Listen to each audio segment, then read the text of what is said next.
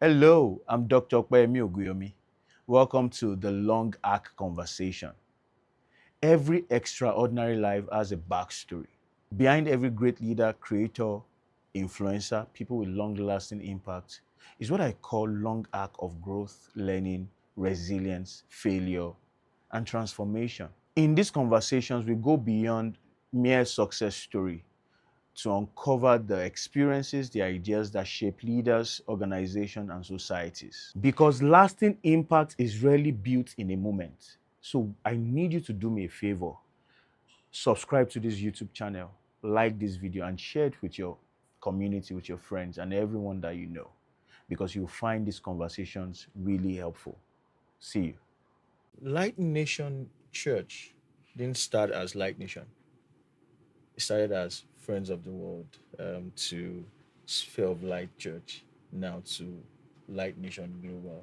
Friends of the World to Light City Church, the Sphere of Light, Yes. The Sphere of the Light, Light Nation. Light Nation. And you have other expressions. Yeah. We have Flame. And I know that a lot of changes are going on right now. So Yes, this is actually an outdated information. it is. Largely. Yeah. So I want to ask you, the version of yourself when you started out Yeah.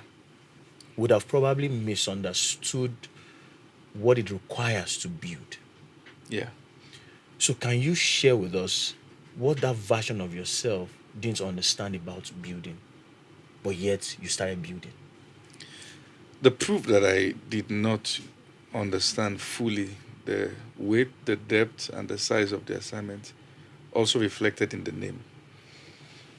If you look at those names, they were names that were also communicating the smallness of my mind. Friends of the Word. I thought it was just going to be about friends. Then, when we became a church, at that point, I knew it had to do with a community. And that's why you see names like Light City. Then you now see Sphere of Light. We had a brand issue with Sphere of Light. Okay. Because in the law of branding, one of the most important things is simplicity. You don't want to have a nomenclature that everyone who identify with it is struggling to pronounce. So you hear names like Spare. The only thing they didn't call us was Arrow. They called us all kinds of names. Wow. Um, I've always subscribed. And by the way, we started 7 years. The church started in 2017, was officially inaugurated in 2018. And that's why in 2026 we're 8. But we started 7 years late. And that's because I have only viewed myself in the professional space. Really? Yes, professional and academics. Let me cut you right there. So, you never envisioned yourself to be this global pastor No, I that we didn't know want right to. now. I didn't want to be.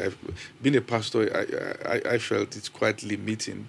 I didn't want to have to preach. I didn't want to have to show up every Sunday because some people are waiting to receive the word. Now, as a psychologist now, Yeah. I'm thinking, I'm seeing a lot of dissonance right there. You know. How did you deal with that in the early stage of building this ministry? Because this is someone, of course, you're my friend and brother. I know how, and it shows out in your work. Yeah. The intelligence, the tenacity, the intentionality, right? So this is someone who set out to be an academician, someone who loves academics, someone who is a professional. Now, what you don't want to do is what you have to do. Yes, but So how did you deal with that? the beautiful part is that I'm also now at the point where what I'm doing now cannot reach where it should reach without bringing in that part. So now I'm back in academics. And in 20, and this will shock you, in 2017 or 2018, I packed my load and I said, you know what? I'm going back to medical school. And I was, so yeah, I said, yeah, in fact, I, it will be shocking, right? So, but then again, the weight of the vision compels. So, back to the question, I just had to start regardless. Didn't understand fully what building entails, but I know too well to be learning on the job. And that's the reason why we have gone through different phases Faces. of change. So, to every change that people see publicly, it's just the 1%. There is other 99% of what has gone on internally. You know, I'm going through phases of reinvention, going through classes. Fortunately, you are one of those taking me in those classes. It's a privilege to have a Which global thought leader no, as my student. no, but that's the truth, because sitting in your class for the first time was that point that I saw precision. And I mean, I've done programs with Oxford, I've done programs with London um, School of Economics and Public Policy. I've done programs with I and Mighty. The beautiful thing about working with you is the way you simplify it, and that's the beauty. So, I mean, I'm doing a lot of reinvention going on, and doesn't reflect anywhere. So if we have to make a public change, there's been 1,001 things that have gone on inside. So that idea of building is not something that one learns once and for all. It's still in progress, because now we are building differently. You know, yeah. Thank you for putting out my school out there. You know, by the way, Long Arc Conversation is just like an outlet of what we do at Long Arc Company. We do a lot of things in the direction of human development, working with professionals, thought leaders that are doing things in the global space. So Yeah. I just needed to put that And I out there. also need to add this, that I think the singular most inspiring moment for me in the last 5 years will be watching you defend your PhD. Wow, tell me So about that. I sat down and I was watching, and I said, this is it. This is, thank God for the pulpit. You know, one of my professors looked at me one time in class, and you know, profs, particularly in this part of the world, usually have this sense of pride and all that. But he came to me and he held my head. People respect me in school, being a pastor and a student. But for the first time, that was the first time anybody was, he broke that because he wanted to say something very concerning for him. And he held my head, and I could see his eyes welled up with tears. And he said to me, he said, if you don't become a professor, you have wasted God's resources and God will judge you. Wow. I've lost contact with him now, but I cannot forget that statement. I probably don't understand the weight of what is. So, and like you have always said, that the things I do come naturally to me. Yeah.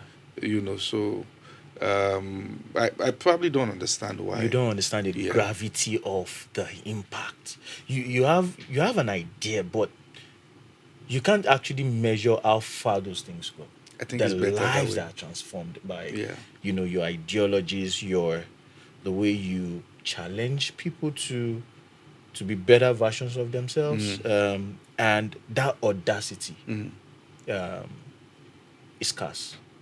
And I'm not saying this because you're my brother. I look at things critically, and I love to measure things.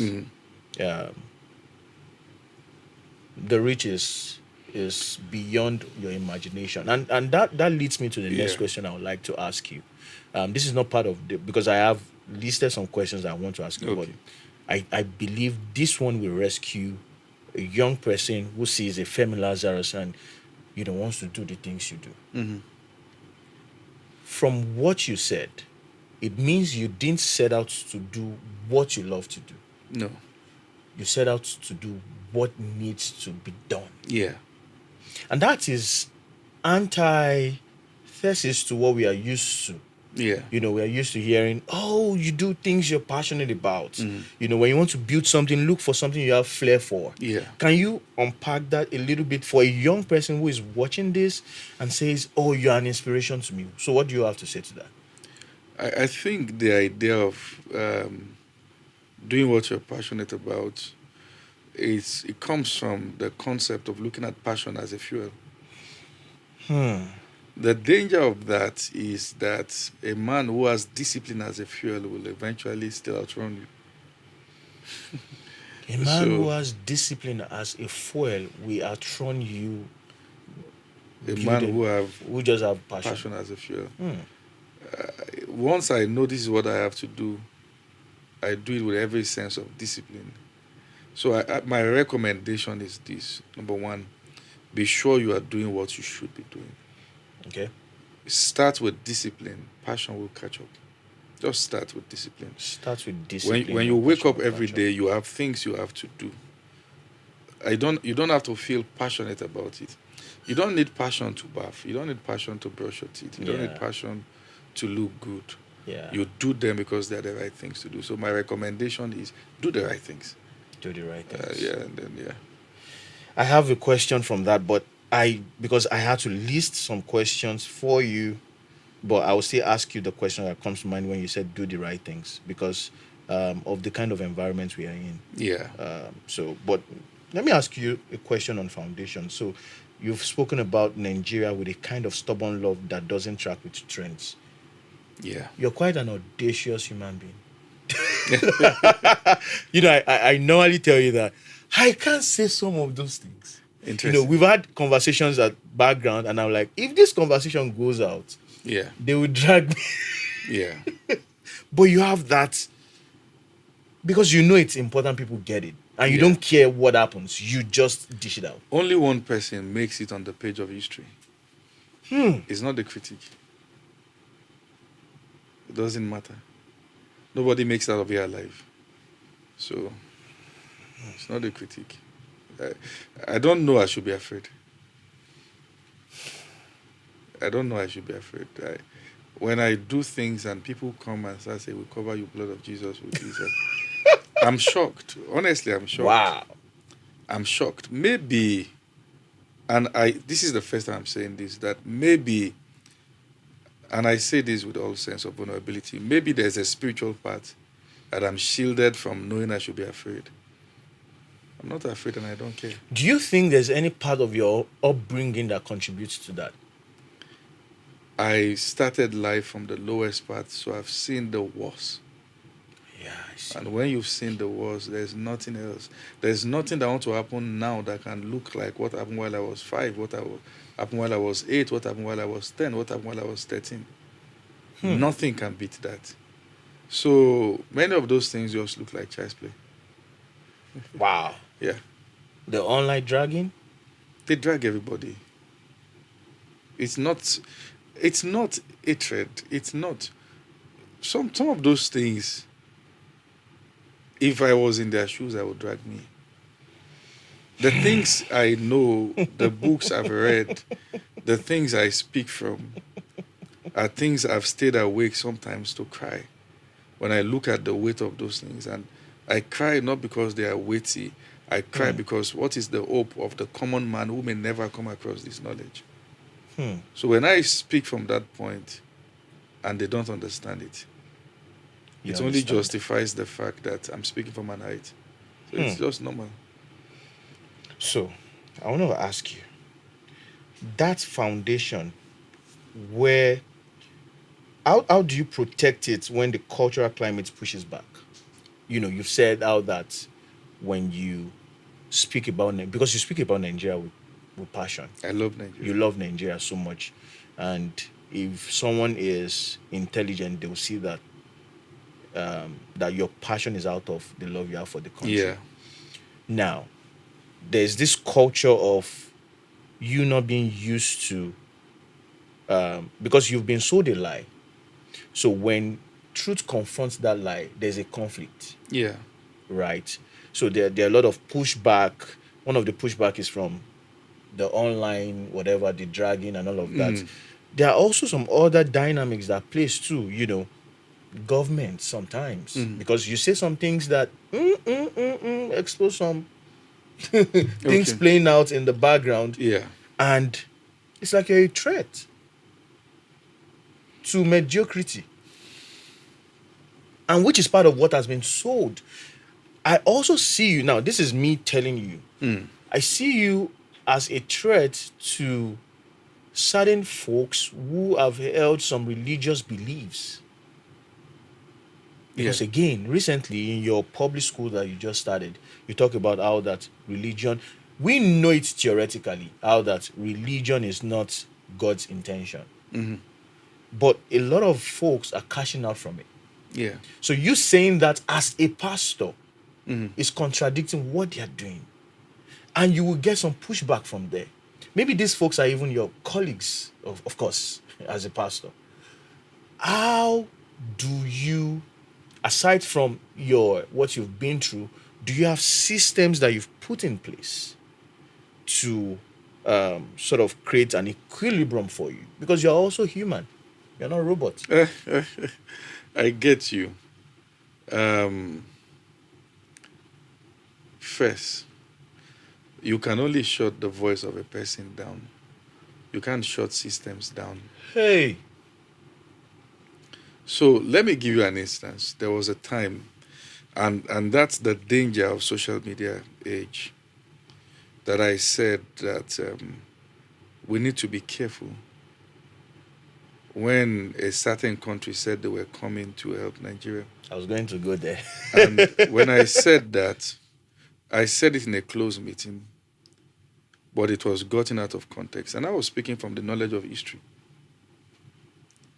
You look at Libya as a case study. You look at Iraq. But again, I'm not offended. Because if you have gone through what an average Nigerian has gone through, even if the devil says I can do it better, you may want to look at that option. But I'm looking at the long-term effect. And the people who took that misconstrued it, then what was now trending became a lie. So when I saw that, number one, I saw that we need more knowledge of history and then more knowledge of geopolitics. We are all fighting for the same thing at the end of the day. True. In that part of the north where those things were happening, that's where I grew up. So I saw it firsthand. I've lost friends, I've lost families. We've stayed up at night with my dad running around to go pick his sisters, his siblings, because they are right in the center of chaos. I've lost pastors. I have friends who are now orphans because their parents are missionaries. So when we speak like that, just like look at what is going on in South Africa, you look at a man like Julius Malema, when he says that he kept warning that you're fighting the wrong battle. But if you go to South Africa, in South Africa, he's hated. He's hated, yeah. But that's what the voice of posterity look like. You may not agree, but I also will not become so callous that I will now say that, okay, let's suffer it together. We are all suffering already. So what I do is to keep finding better ways to bring people into awareness.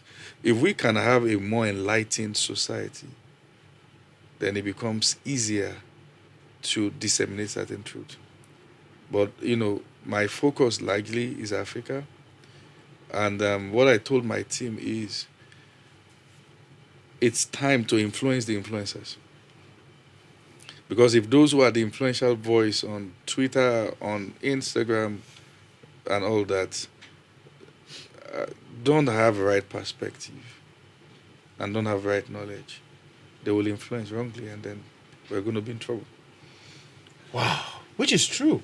Because when you look at our so-called celebrities, and these are people shaping the culture, We shouldn't give it to them to shape alone. We have to be there. we have to be there. So it's not just enough to talk about it, No. to complain about it. We have to do something. Yeah, we have to. Which is what you're doing deliberately, Yeah. passionately, intentionally. Yeah. That takes me to the next question on hype. Because social media rewards the appearance of momentum. You know, you post something on TikTok, it has the capacity to blow up like that. As someone who has built both a large digital following and a real world institution, people don't even have an idea of the things you build offline. I just have to put that there. Yeah. You know, where have you seen hype become a trap for builders, including yourself? Yeah, it's a trap. So give us like practical scenarios. You're a man on a journey. When people hype an aspect, they want you to stay there. They are simply saying, this is the version of you we prefer. So they want to box you. But you're a complete package of many things that an aspect that I still have to deliver, maybe what you hate the most. And I don't care about the hype. I've got to deliver what I have to deliver. So I think the most dangerous thing for anybody who is influential is that the reason why they like you might become the only thing they want you to do. The ability to walk out on all that and keep finding new paths is what shows you understand history. Because eventually, if you stay boxed, both of you will be bored. It's just a matter of when. It's a matter of when. Oh, they will get bored. Because when they box you, they've projected their limitations to you. Of course. And you set out initially to sort of transform people. Yeah. A box person can't unbox a box generation. No, you cannot. It's a dysfunctional relationship because while it looks soft, it can be a form of bullying. Bullying in the sense that it's a kind of love that is saying, this is, of all you represent, this is, you must remain like this so I can keep on liking you. What's that? That's witchcraft. So people get to the point where, and that happens to those who are not self-aware, they become addicted to that, and the price you pay to keep earning that love, what you put on that altar is your authenticity. You will never be authentic again. So you're saying that as young builders, one of the things they look out for is not to lose their authenticity on the basis of the hype they're getting. So it means to always keep that end goal in mind. Yeah. The hype, people can even hype you for the lowest version of you. Say that again. People can hype you for the lowest version of you. See, I remember people saying, is a therapist, is this. And anybody who knew me would have said, oh, you don't know him. Wrong. That's just a topic in church. Yeah. So for me to now, one of the worst advice you can give a person is to keep doing what people are accepting about you. You've killed the authentic. You've made the person a slave. Again, the truth of the matter is that the next version of you have to move on to. Acceptance is still not the proof that you are correct. So you must be willing to move from ovation to obscurity on the base of conviction. Acceptance and ovation is never a proof. It doesn't prove anything. I can stand doing, I played a long time game, everything I do. I can start doing what your children will be the one to recognize. And I'm going to make sure I leave a good blueprint for them. And part of the unspoken lesson will be the discipline to remain, to continue doing this even when it's not seen. So, yeah, vision is nothing. So I think it's a tough job because there's what you want as a society, and there's what you need as a society. Yeah. So as a builder, I think it's very tough for you to do what they need that they are yet to realize that we need, because they want something. Yeah. And you're not giving them what they want. You're Yeah. giving them what they need. And Yeah. they're fighting you for giving them. It's a picture of my daughter. I always use her as an example. She loves to, she's in the exploration phase. So when she's exploring, I leave her to explore. But when I see that, oh, this is dangerous, Yeah. I rescue her from it. And she goes crying. And I'm like, I'm protecting you. So it's a picture Yeah. of that. But on the scale of what you're doing, it can be hurtful. I don't know if I'm correct. I've been through that phase. But again, the more I know, the more compassionate I become towards them. I see. There are truths you can say now that people will only accept on their deathbed. And there are What? things they may never understand in a lifetime. So there's no point. It's just like what you said, trying to rescue someone and the fellow turns back and eats you. I say, you know what, go and die. It means you didn't even know what you're doing in the first place. So we're in a society that is built on pain. And that kind doesn't hesitate to share it. I just refuse to be a partaker.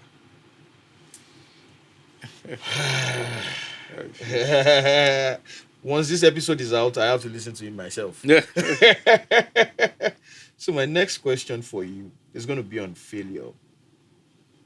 What is the most structurally important failure you've had as an individual and as someone who has built systems? Now, I want you to talk about something that looked like a setback but turned out to be a load-bearing experience in your building. 2 experiences. I mean, that's easy. Number 1 is putting people in positions they are not trained for because you want to be kind. So kindness is not a requirement in building. It doesn't hold anything. You build with principles. And only for them to become entitled. The most entitled person in any organization is the least competent person. So that's what I've seen. They just come with this sense of wanting what those who are competent are getting. So the second one is putting people in places they are not ready for because their spouses are good for it. Expound on that. More like, the wife or the husband has the training. But let's put the husband there or the wife so that they will complement. It doesn't work. It's still an offshoot of trying to be kind. This one is not trying to be kind. It's trying to guide your labor. That having invested so much training in this person, marriage is deeper than that. Once one person becomes a fool, it will spread. So respect people's choices, and if you see foolishness there, believe before you make attempt that it is mutual with the both of them. No, that's a bitter pill to swallow. So it simply means once you're talking to a man, whatever you see in the face of the wife, that's the judgment.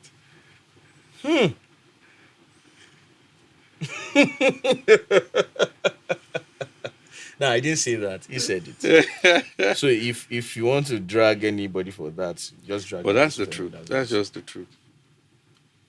We mirror that. Those 2 situations were a very huge setback. So I learned in building structure, don't compromise it for anybody because you like them. Let them go through the same process that everyone goes through. And if they are not competent for it, then that's it. The interesting thing is, a lot of people want to build. They have that energy. They have that passion, and we've established that you don't do things you're just passionate about, right? Yeah. But it seems to me that most of them don't know what it requires to build. You don't have to have the full knowledge. How do you create that equilibrium to actually see? Because learning is a lifelong process, Yeah. right? but what do you need to learn to build something that will stand the test of time?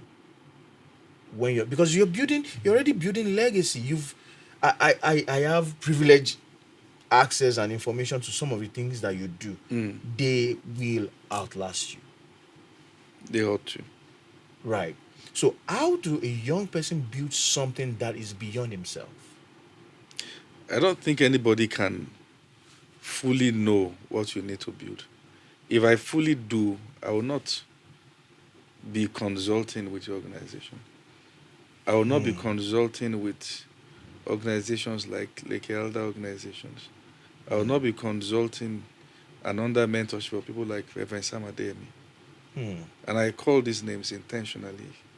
I've sat down for hours with people like Leke Elder, checking my systems, going through, flipping the pages, disrupting the things. And so I think people should rather recognize their limitation and recognize those who have it and learn to go for them. Yeah. So in the professional space, we do that. So, for instance, a medical doctor is not an expertise in all area No, of, not so you refer, but it's a tough one for pastors. You see, a pastor who is acting as a therapist, is acting as a marriage counselor, acting as this, acting as that.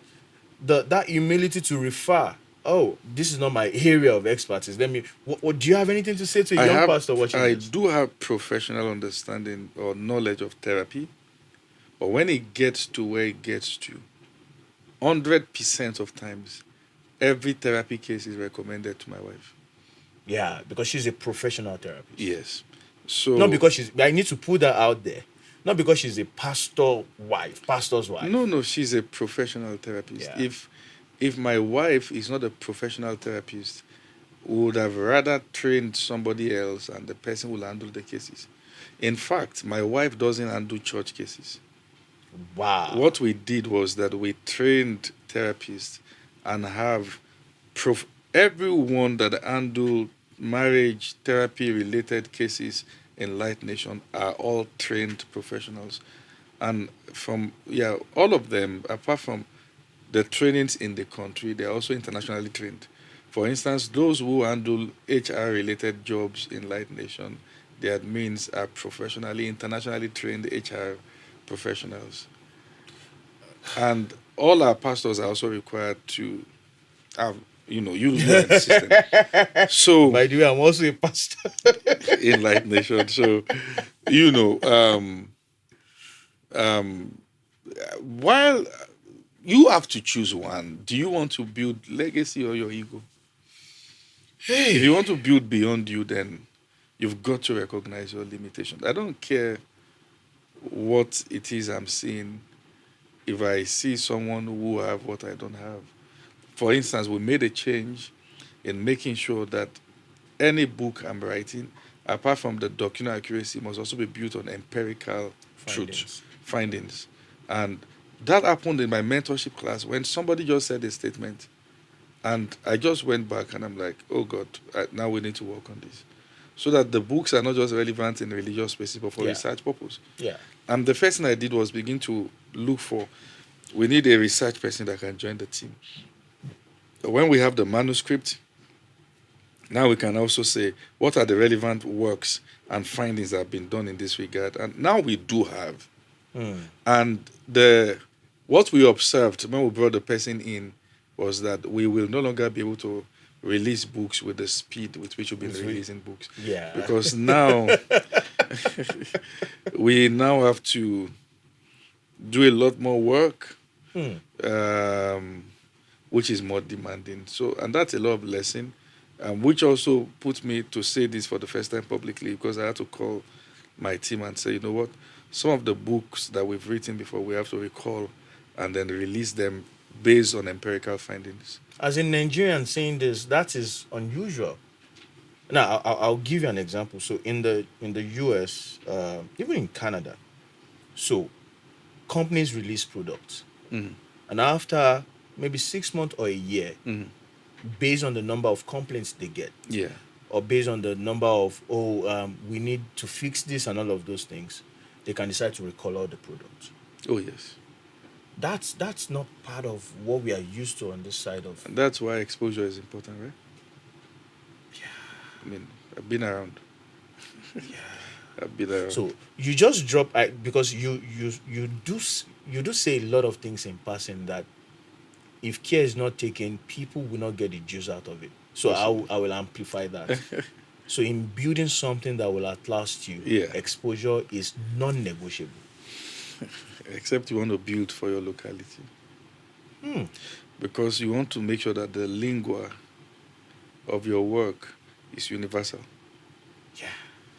And you cannot have universal lingua if you are tied to just local experience. Except if you're tied to, you have a local experience, but you also have the wisdom to work with those who have universal lingua. Yeah, Just like Ford. yeah, So he says he didn't go to engineering school, but he can hire engineers and bring them together. possibly. And that's a unique blend. And oftentimes it is even easier. People, because there's a misconception in Africa that people believe that ownership necessarily means success. There are times that you are better managed by someone else and you get better dividends and results than managing yourself. And that's where knowledge comes in. That's where leadership comes in. And that's where discipline comes in. And what you just said made me remember something interesting about the LinkedIn space, Yeah. Nigerian LinkedIn space. Everybody's a CEO. Yeah. So that sort of help. So if you're watching this and you're on LinkedIn, you have to reevaluate what you're doing. Yeah, that's Yeah. the goal of longer conversation. So let's move to longevity. Temporary success is actually easy to manufacture. Yeah. What is the specific discipline that separates builders who are still standing in, you know, decades from those who flame out after the first spark? And I'll give you an example. I know, now I won't mention names, but I know preachers who were, and you know what I'm talking about. They were at the peak parking stadium some years ago and all of that. And when you mention their names to the new generation now, they really know them. But these are people moving things back then, right? I believe discipline, and you've talked about discipline. Discipline is a necessary tool for you to stay up there. It's not enough to just rise to the top, but you need to be disciplined to stay there. So what are your I want you to unpack what your disciplined wardrobes look like for us. And what I want to say may shock you. It may rattle your world. I really don't know how you're going to see it. Okay. I don't think I'm part of those that want to be at the top. I just want to be relevant in my assignment. What I've learned to do is to separate prominence from relevance. I may park stadium 20 years ago, and the new phase I'm in demands that I have 20 people I'm imparting into for legacy. So, and I had to come to that conclusion a while back, and that's why I wrote that statement that until you get to the point where you are no longer afraid of being irrelevant, you cannot be authentic. And I'm talking about being irrelevant in respect of people's perception. But I also won't deny the fact that people fade out completely. You know when you are reinventing and you know when you're no longer relevant. So people fade out.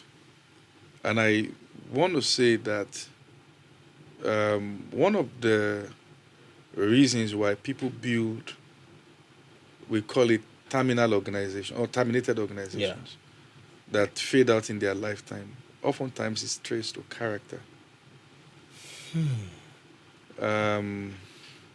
Also, again, I've established the fact that you must know when what you are carrying is what ought to die.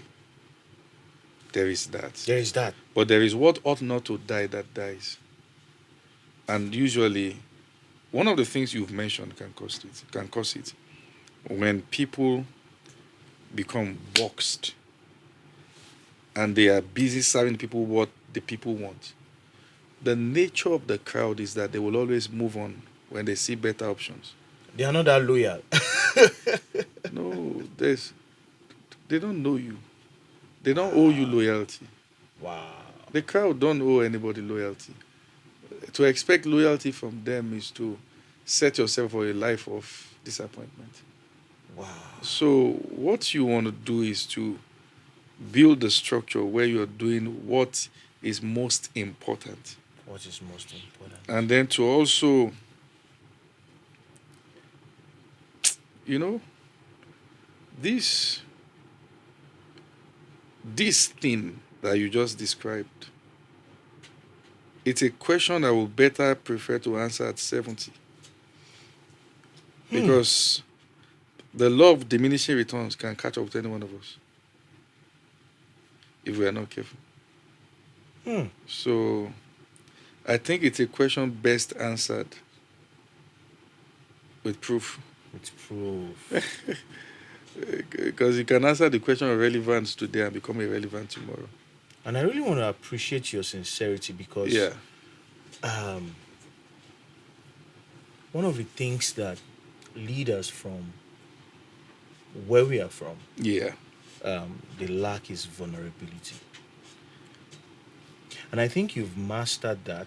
I said something to you yesterday how that you're like a fishbone in a lot of people's throats.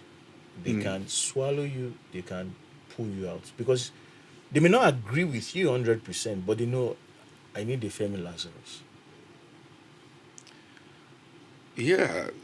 So the thing is, I think our society does not reward vulnerability. It insults it. But vulnerability in itself is self-rewarding. In the sense that if you put yourself as one who is infallible and castigate others for the day you fall, you find no mercy. So I think the reward in itself, don't stress me with any expectation. That's a reward. I didn't die for you, so I can only do the best I can. Tomorrow I will make mistakes. Yeah. I will say some things that are not accurate. Yeah. Same with you too. The difference between us is that you are not prominent enough for yours to be seen. Yeah. And you are also not busy enough not to look for mine. Yeah. That's the difference.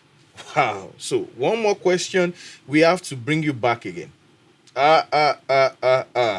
One more question. And this one, my wife said I should ask you. So if I don't get I to have to sit up now. ask this question, Yeah. so it's about the Kenya move. Yeah. Yesterday, whilst we were gisting, you mentioned that one of your colleagues said, you left Abuja for Kenya. You must be a madman. Yeah. Who does that? Yeah. So you recently moved to Kenya as part of a new phase of your assignment. Yeah. So from a builder's perspective, how do you make decisions that look like retreats? It's like, this is what everyone is doing. This is what reasonable people should do. But no. And I'll give context to that because people may not know. People just think you appear like that. Yeah. So let me give them the context. You left Ife Yeah. for Ibadan. Yeah. Ibadan church was doing well. Yeah. It began to do well. See now, see builder's definition now. See guys, Ibadan church was doing well. The church was okay. If I was the pastor of Ibadan church, I okay. Yeah. You left at the peak Of its success. of its success. Yeah. To Abuja. Yes. No house, Yeah. nothing. You just moved. Yeah. You When got we to came to Abuja, there was no house. Yeah. There was no house. No rent. Yeah. No rent. And we're not talking about 1874. We are not talking about 432 before the birth of Christ. This is 2023. And we are recording this in 2026. 3 years ago, guys. Yeah. 3 years ago, you got to Abuja, no house. For how many months? We stayed lodging different places for a month plus. A month plus. Yeah. Now, when everyone now knows the Femi Lazarus, Yeah. everywhere, Yeah. you moved Yeah. to Kenya. Yes. Now, this is not to bash Kenyans. Africa is beautiful. Yeah. But at the level at which you are operating, Yeah. that looks like a retreat of some sort. You could have moved to Canada. Light Nation is registered in Canada. I'm the Yeah. pastor of Light Nation Winnipeg. Yeah. We are registered in Canada. Yes. Light Nation is registered in the US. Yes. If you want to relocate, US, I my have goodness, visa for why Kenya? So let me give context to this. As at the time we left Abuja, our attendance was over 2,000. That's in the headquarters church. Yes. Good. And apart from the Kubwa, in fact, last Sunday was 2,200 plus. For Cuba. No. No, for headquarters. Yes. And I have my house, I have my cars. I'm not.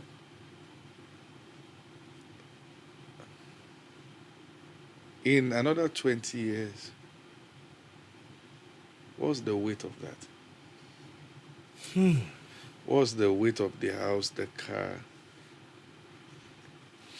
I think the best place to be is where God needs you to be. Because imagine leaving all that and having to go to Kenya to taking bike and taking boat. My family were in. Hold on a minute. Yes. The Apostle Femi Lazarus in 2026 Yes. takes bike. Yes. Inside the rain. Ha! But this, I mean, it's not a sacrifice. It's not sacrifice because I always give this illustration. If you have a girl you like, you have to trek to her house.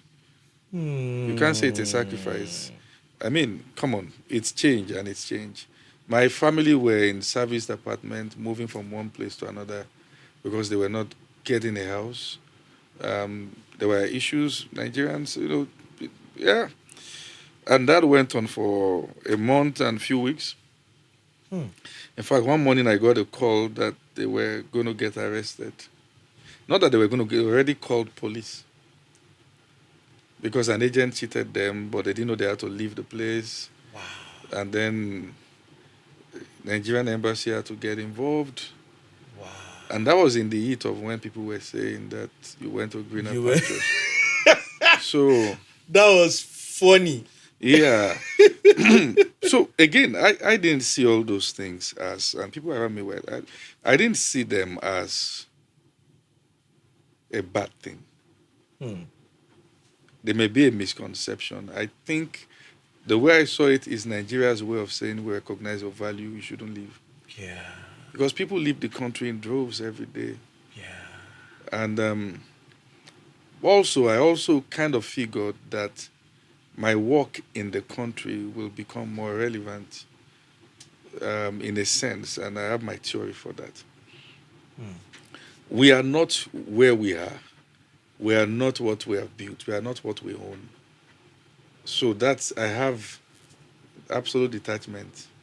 From when I left Ibadan, I didn't look back. It wasn't a thing of, no.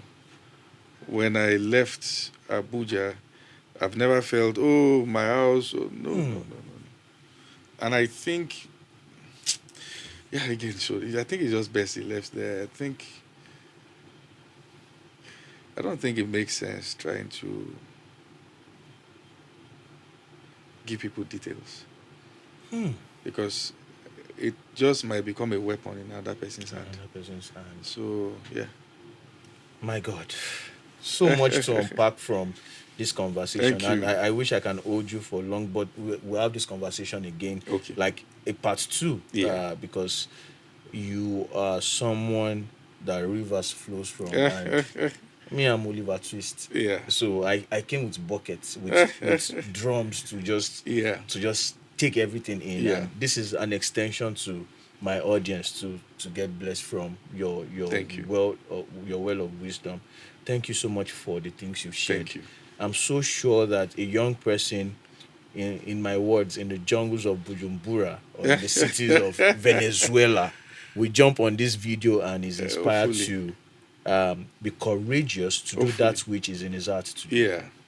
Yeah. Thank you so much. Thank you. Thank you for coming. Thank you.